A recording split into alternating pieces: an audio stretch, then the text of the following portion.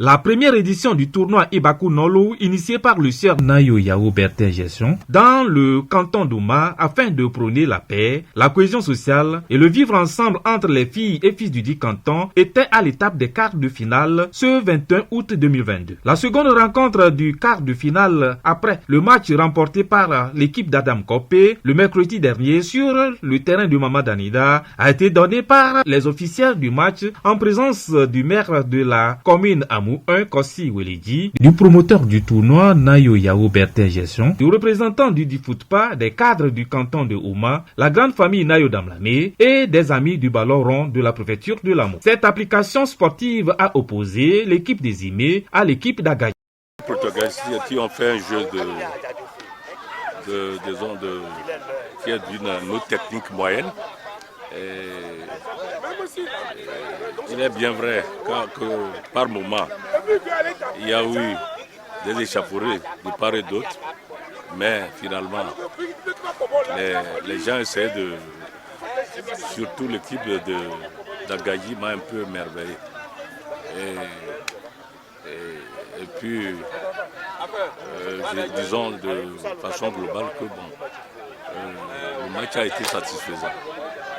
Nous allons mettre tout de nos moyens pour faire réussir ce tournoi. Pleurons le Dieu Tout-Puissant qui nous épargne de ces petits querelles sur le terrain et que le tournoi se termine en beauté.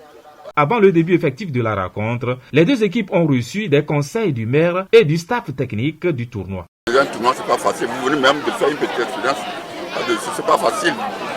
Et pour nous, en tant que maire, c'est vraiment un plaisir pour nous que des tournois s'organisent dans notre commune. Parce que ça permet la promotion et des joueurs, des jeunes et l'éclosion des talents du football du monde. Donc, nous, nous avons tout intérêt que tout se passe très bien. Vous jouez, vous montrer de quoi vous êtes capable. Les deux équipes se sont mesurées.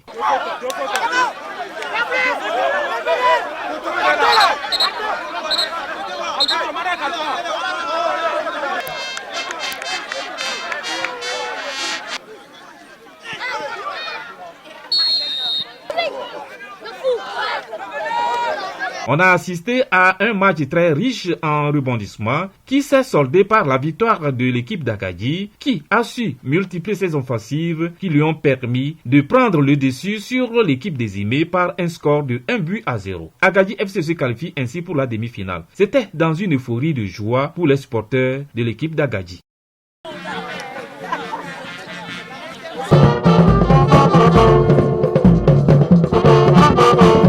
Néanmoins, ils ont fait ce que j'ai voulu.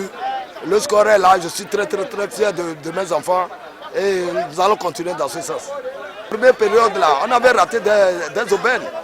Donc vraiment, bon, je disais qu'il y a la fatigue qui a joué un peu. Bon, c'est ce qui a fait que l'attaque n'a pas marché en tant que tel.